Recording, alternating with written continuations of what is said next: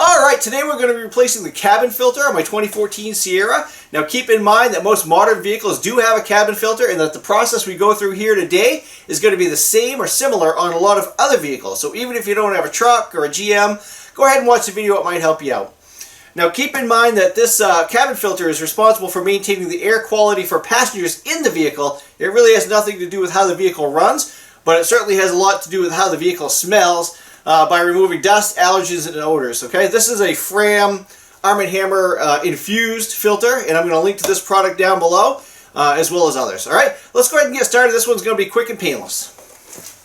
Alright, so what we're going to do is start by removing the lower portion of the glove box here. So we've got two T15 torque screws, one there in the upper right, one there in the upper left, and one there in the lower right, and one there in the lower left. Okay, I'm going to remove the bottom ones first.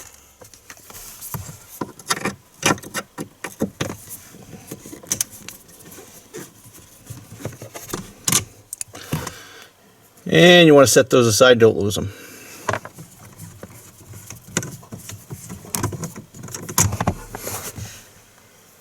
Alright, so we'll just open the glove box here. I'm going to open the upper one too, just to give us more. Hey, there's my Kershaw. I love that knife. I thought I lost it. I love it so much I bought a second one. A little bit of a squirrel moment here, but the things you find. Alright.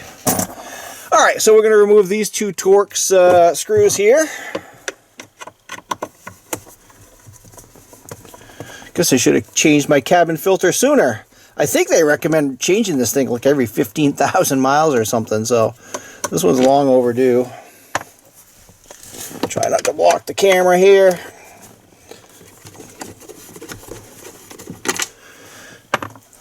Alright, so at this point we should be able to finagle this lower portion of the glove box out. Alright, gently, as I just did. Alright, so this is what we're looking at right here. Okay, right in behind that is our cabin filter. Alright, so we're just going to reach in behind here. Pull that forward. Just like that. Alright, so these things do tend to get pretty nasty. If you buy a vehicle that's been sitting on a lot for a while, one of the first things you want to do is change your cabin filter, because believe it or not, mice can get up in here, and yeah, you get the point. So there it is. Now this cabin filter was white when I put it in. This was not a carbon infused cabin filter, so this is long overdue. What I'm going to do next is grab some disinfecting wipes and wipe this out really well before we put the new cabin filter in. Alright, we're going to try these wipes here. I just got them from the Biden COVID-19 task force, and they have an interesting smell. They smell a bit like Clorox and Head and Shoulders, so they're a little bit interesting. But you can tell Joe Biden's really getting on this COVID-19 just as he said he would. Alright, let's go ahead and take a couple of them and wash that compartment out real well. Alright, so we're just going to wipe that out as well as we can.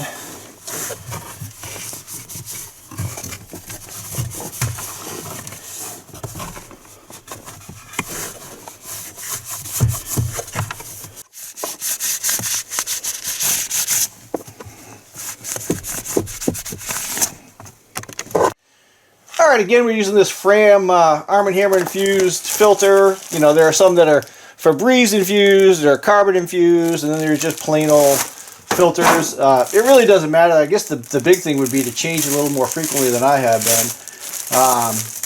But if you do get one that's carbon infused or infused with some sort of odor absorbent material, you want to make sure that it's sealed. So a lot of times you'll see markdown items with the plastic that's ripped open, and if it's carbon infused or anything that's going to absorb odors, don't buy it. Just spend the extra money and get a new one, because if this is open, it's already been absorbing odors, and the activated carbon is probably no longer working. Okay, let's go ahead and get it installed. Now keep in mind that there is a directional on this, so we've got airflow arrow right there, so we're going to pop it in just like that.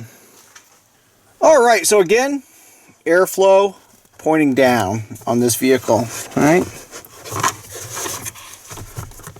So hopefully this video has been helpful.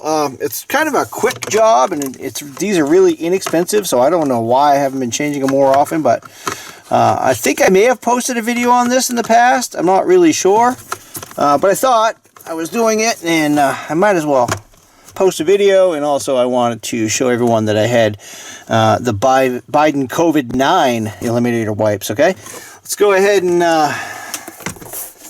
pop this back in. I just want to give you a quick shot here before I get this installed. You've got a couple of slots here, and on the sort of the mid-bottom portion of the glove box, you've got these little tabs that slide into the slots, and they have a little like a compression clip on it, and then you've got two kind of tabs in the top that go in here. That helps you line it up.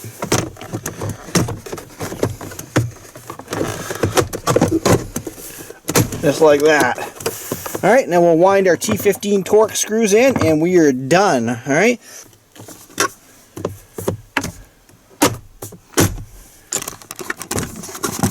Hopefully this video's been helpful. Give me a thumbs up if you did find it helpful. And if you're not a subscriber and you want to see more of this type of stuff, hit that subscribe button down there.